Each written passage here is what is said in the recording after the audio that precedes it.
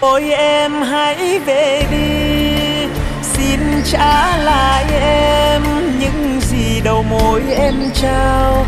Rồi hai đứa gặp nhau mai sau nên nghĩa vợ chồng, mà nay đâu ngờ biệt ly, em chớ buồn mà chi. Thôi em hãy về đi, em chớ sầu bi, bởi tình còn mang chia ly.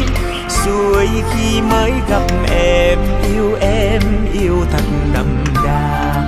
Nào hay duyên tình dở dáng, trách em sao quá phù phàng.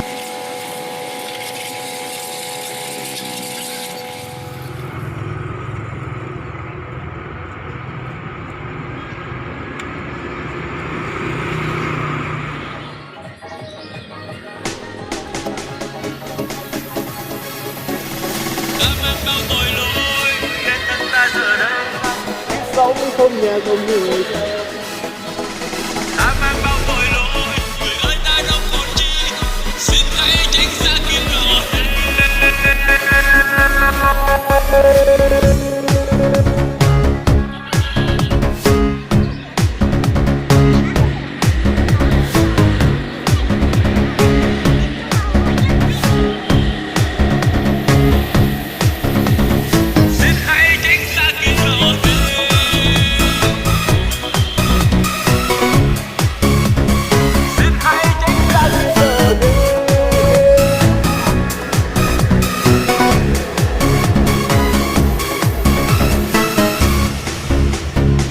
Ta chẳng còn chi, mãi trắng tay mà thôi. Đời bạc răng lắm phú phàng, tiền có kim như nước rồi cũng sẽ trôi hết. Tay không trắng tay lại về không, đời phiêu lưu là thế, đâu biết đâu ngày mai. Nên giờ đây mới đắng cay, ngồi trước tấm gương sáng rồi vào đó mới thấy thân xác phăng tàn không nhận ra. Ta mang bao tội lỗi nên thân ta giờ đây kiếp sống không nhà không người thân. Ta mang bao tội lỗi, người ơi ta đâu còn chi, xin hãy tránh xa kịp đỏ đêm.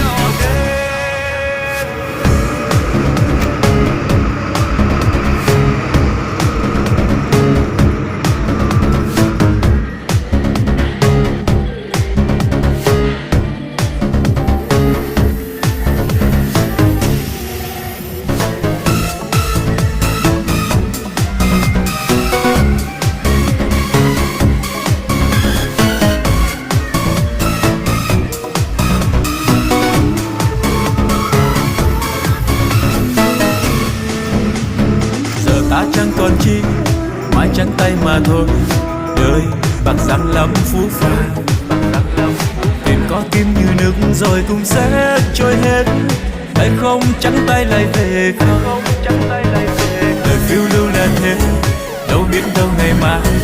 Nên giờ đây mới đắng cay, ngồi trước tấm gương sáng rồi vào đó mới thấy thân xác phăng tàn không nhận ra.